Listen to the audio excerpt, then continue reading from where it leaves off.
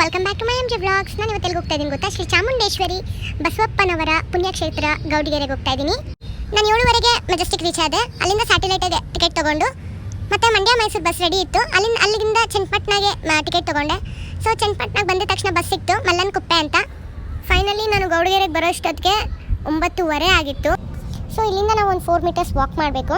So ದೇವಸ್ಥಾನ reach ಆಗಿದ ತಕ್ಷಣ ಕಾಲು ತೊಳ್ಕೊಂಡು ಒಳಗಡೆ ಹೋಗಿದ ತಕ್ಷಣ ತುಂಬ ಖುಷಿ ಆಯಿತು ದೇವ್ರು ನೋಡಿ. ಸೊ ಬನ್ನಿ ನಾವು ಅರ್ಕೆ ಕಟ್ಟೋಣ. ಇಲ್ಲಿ ಅರ್ಕೆ ಕಟ್ಟರೆ ಎಲ್ಲ ನೆರವೇರುತ್ತಂತೆ. ಬಂದ ತಕ್ಷಣ ಕೌಂಟ್ರಿಗೆ ಹೋಗಿ ತೆಂಗಿನಕಾಯಿ ತೊಗೊಂಡೆ ಅರ್ಕೆ ಕಟ್ಟೋಣ ಅಂತ.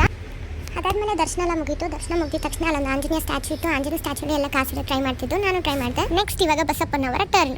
ಇವಾಗ ಇಲ್ಲಿ ನಾನು ಬ್ಲೆಸ್ಸಿಂಗ್ ತೊಗೊಂಡು ಹೋಗೋಣ ಅಂತ ಬಸಪ್ಪನವರ ಹತ್ರ ಹೋಗಿ ಬ್ಲೆಸ್ಸಿಂಗ್ ತೊಗೊಂಡು ತುಂಬ ಹೊಟ್ಟೆ ಹಸಿತಿತ್ತು. ಬಂದು ಊಟಕ್ಕೆ ಕಾಯ್ತಾ ಇದ್ದೀನಿ. ತಟ್ಟೆ ತೊಳ್ಕೊಂಬಂದು ಕೂತಿದ್ದೆ. ಬಂದಿದ ತಕ್ಷಣ ಪಾಯಸ ಹಾಕಿದ್ರು, ಅನ್ನ ರಸ ಕೊಟ್ಟರು, ತಿನ್ಕೊಂಡು.